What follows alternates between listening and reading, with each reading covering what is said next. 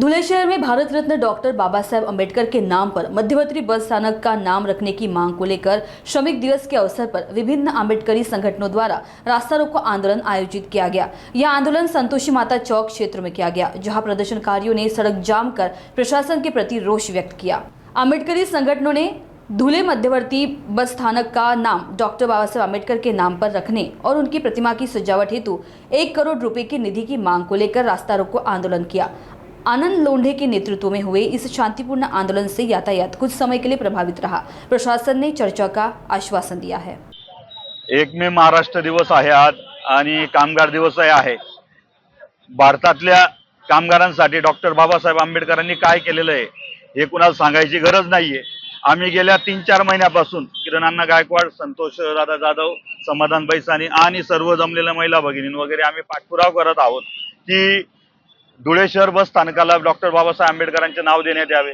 दुसरी म्हणजे यांनी एक असा जातीवादी गट घातलेला आहे की जे बाबासाहेब आंबेडकरांच्या पुतळ्याच्या बाजूने, मध्यवर्ती पुतळ्याच्या बाजूने बस स्थानकाचे जे प्रवेशद्वार आहे ते स्थलांतरित करून ते इकडच्या बाजूला घेऊन येत आहेत।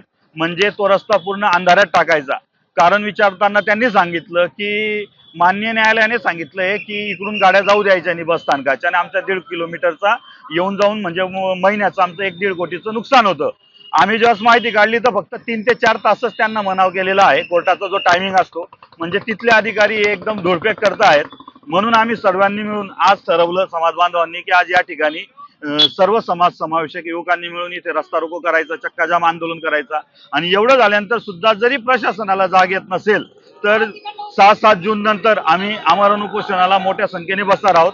होणाऱ्या नुकसानीस संबंधित विभागाचे सर्व कर्मचारी जबाबदार राहतील। त्याच्यानंतर धुळे शहरातलं जे काही मध्यवर्ती बस स्थानकाजवळचं आपलं पूर्णकृती पुतळ्याचं बाबासाहेबांचं स्मारक आहे, जवळपास 7 महिन्यापासून त्या स्मारकाला नूतनीकरणासाठी आणि नागरिकांच्या सुविधांसाठी जवळपास आम्ही 1 कोटीची निधी मागतोय। त्याला सुद्धा संबंधित प्रशासनाकडून नेहमी टाळाटाळ केली जाते, तर ती पण आमची मागणी पूर्ण व्हायला पाहिजे। अशा विविध आमच्या मागण्या आहेत।